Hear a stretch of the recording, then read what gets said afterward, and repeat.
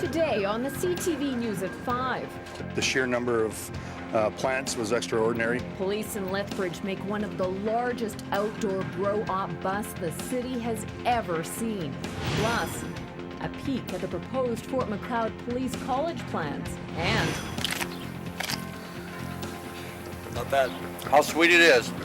It's back. The first Tabor corn has hit the stands.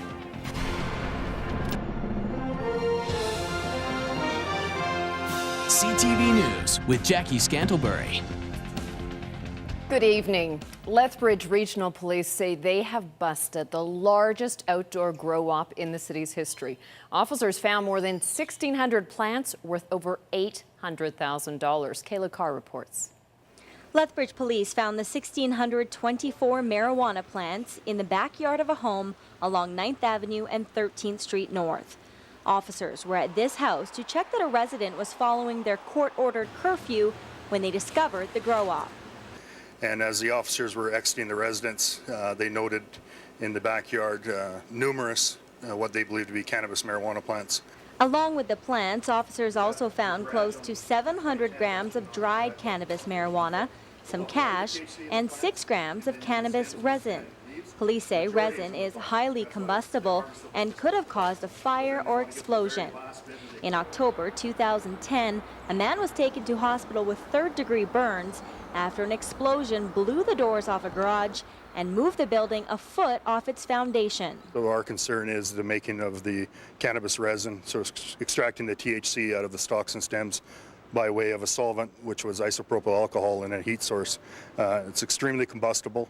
Extremely hazardous. We experienced that last October in 2010, where a garage on the south side of Lethbridge exploded because the subject was inside that garage doing the same thing. We talked to a number of people living in this area, but no one wanted to come on camera. A few were shocked, but many others say they had their suspicions. A few of the neighbors tell me they often saw vehicles coming and going at all hours to this home. I wouldn't say it was sophisticated, but the sheer number of plants was extraordinary. Typically, we don't see much for outdoor grows being in a municipality, in an urban center. Typically, those are in a rural center. Lethbridge police say this grow-op was hard to spot because the plants were hidden among trees and bushes. Still, they're reminding people to keep an eye out for any grow-ops and to report any suspicious activity. Kayla Carr, CTV News, Lethbridge. 41-year-old Ryan Thomas Rockman and 31-year-old Brent Allen Osco are both facing drug charges. They're scheduled to make their first court appearance on August the 23rd.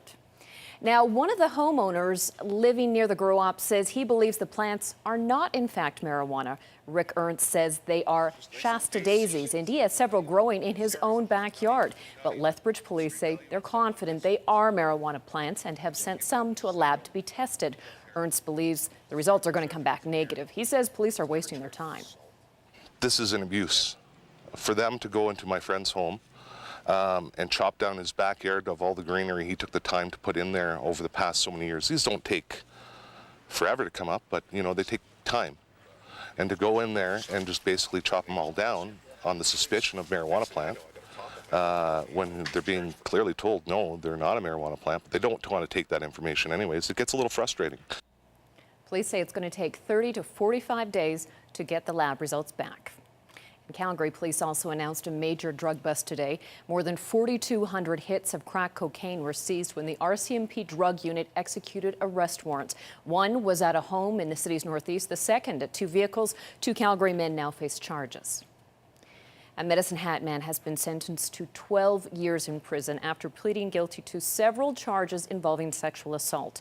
Today in a Medicine Hat courtroom, Sean Desereau was given credit for the 16 months he's been in custody since his arrest in March of last year, and that brings his jail time down to 10 years and 8 months. But he won't be eligible for parole for at least 6 more years. Desereau pleaded guilty to 12 charges. The Crown stayed 28 other charges related to sexual assaults. The incidents date back to between December 2008 and March 2011, when several women in the community complained that they were sexually assaulted, sometimes with a weapon, by a man wearing a mask.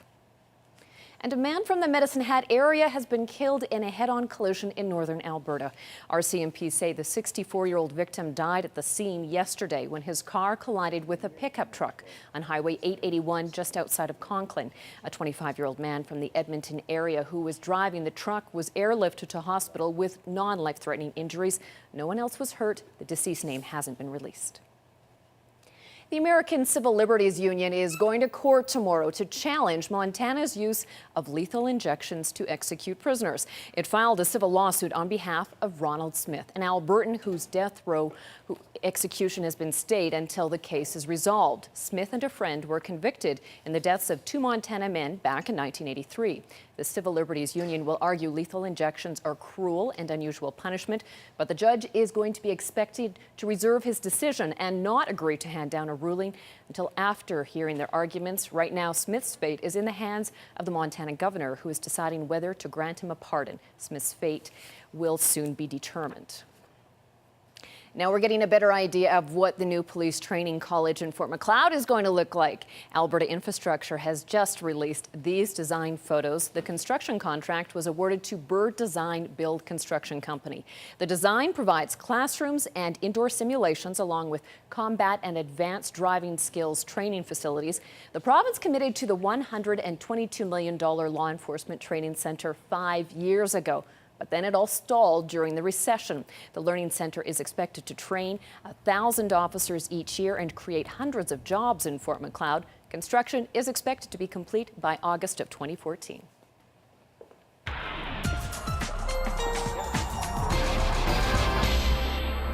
Dory Rossiter is here with our first look at the forecast. Long weekend, still looking awfully nice, Dory. Yeah, it really is, but history is repeating itself. Remember last night, all the inclement weather that was in the Olds and Sundre area? Well, we've got those redeveloping thunder cells again in those same areas. So Airdrie, Red Deer, Cochrane, all the way east to Drumheller, looking at severe thunderstorms warning in place right now. Not so this far south, though, all clear on our forecast page. So we'll tell you all the details in a couple of minutes. Thanks, Dory. Well, a summer staple has made its return to the town that made it famous. Tabor corn has returned to southern Alberta and will spread throughout the province tomorrow. After a couple of harsh growing seasons, growers are excited to have their product out and are warning customers to make sure they're buying the genuine article. Terrell Rummel reports. For a few short hours, the fact that Tabor's greatest export had once again hit the streets may have also been the town's best-kept secret. Tabor corn! Yeah! But by noon, business had picked up dramatically, dozens of customers flocking to corn stands. It's just something that is such a staple to Tabor. Everybody will be here today. It's exciting. We're waiting on it. Oh, I'm really excited. It's the best corn out there. Sellers have been waiting too. This is Maria Bolt's 11th year selling Jensen's Tabor corn. So I come back every year because of the people, and the corn is good and it's good money. Might as well be out in the sun.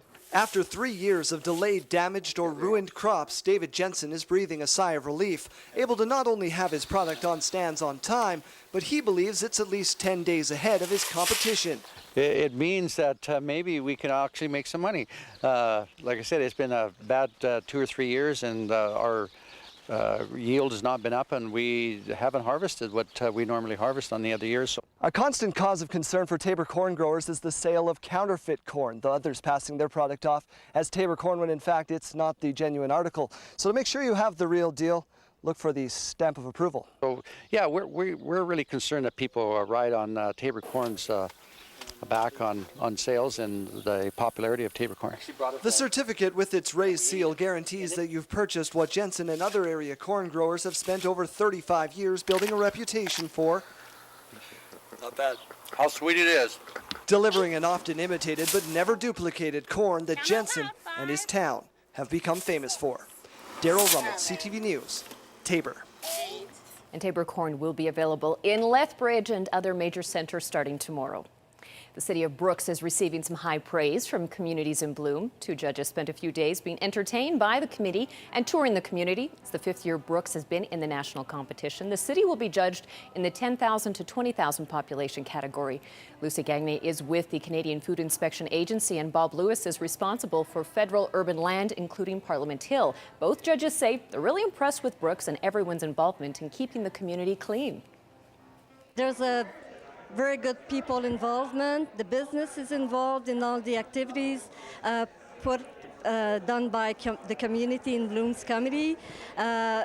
The landscape, the tidiness of the town. This is something really particular here. It's called Community in Bloom, and wow, the total community in all sectors have participated over the years to make it an absolutely beautiful, fantastic community. And it's one of the best community participation I've seen in 9 years of judging. And tomorrow, the Communities in Bloom judges will be visiting Lethbridge.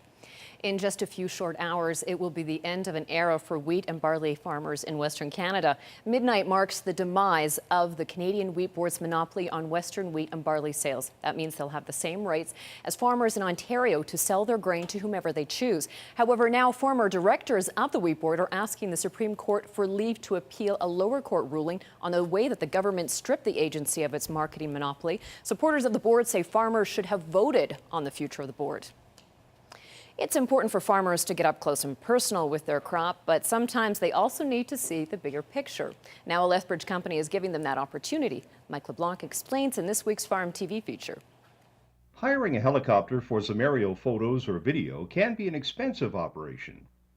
Now a new Lethbridge company offers an alternative way to get the aerial shots you need.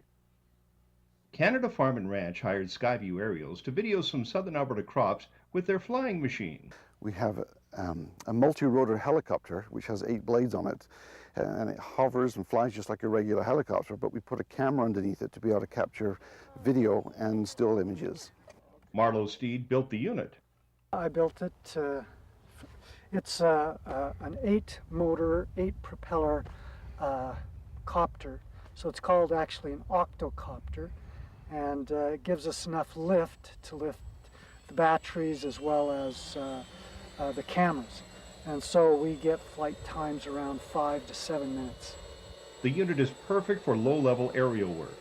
Yeah, we use a high-definition video camera for the videos, and then we use small compact cameras for the still pictures.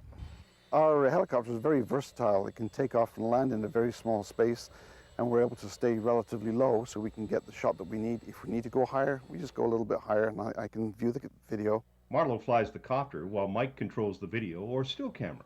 There's actually many applications which we can use this for. Obviously there's the farming industry where we're able to view crops, and then there's resorts, golf courses, ski hills, real estate. There's many applications which this can be used for. Farm TV is brought to you by DA Building Systems. And the markets now, where global uncertainty with the economy continue to push numbers down again today.